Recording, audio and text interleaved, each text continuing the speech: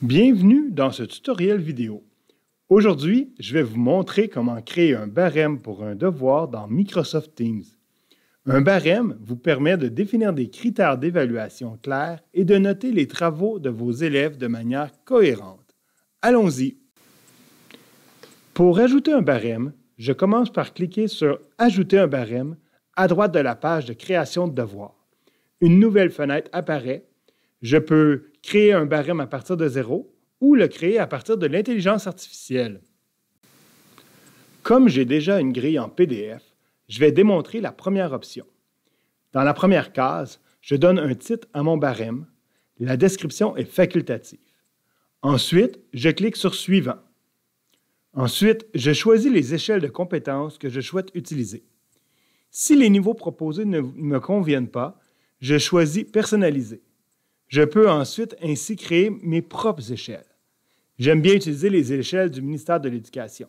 Compétences marquées, compétences assurées, compétences acceptables, compétences peu développées et compétences très peu développées. Dans la section du bas, j'ajoute les critères d'évaluation. Ensuite, je clique sur « Suivant ». Une grille d'évaluation vierge apparaîtra sur l'écran. À cette étape, je dois compléter les descripteurs. J'utilise ma grille en PDF et je copie-colle directement les éléments de la grille. Je peux attribuer des points en activant l'option en haut à droite. En cliquant sur le chevron à droite des échelles de compétences, je peux modifier le pointage de chacune d'elles.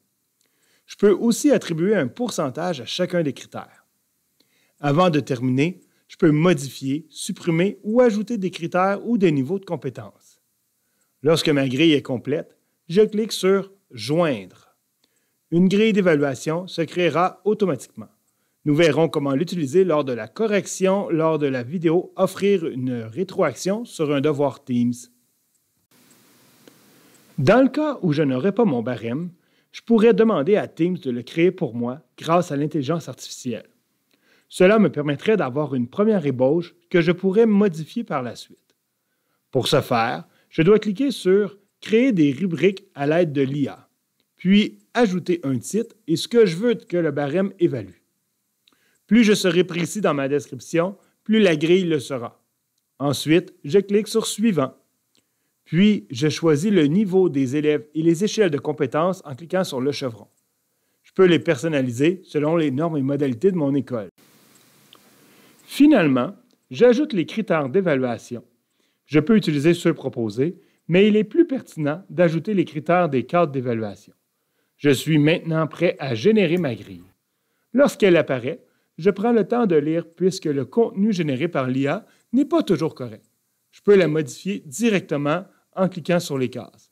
Ensuite, il me reste à la joindre au devoir. Merci.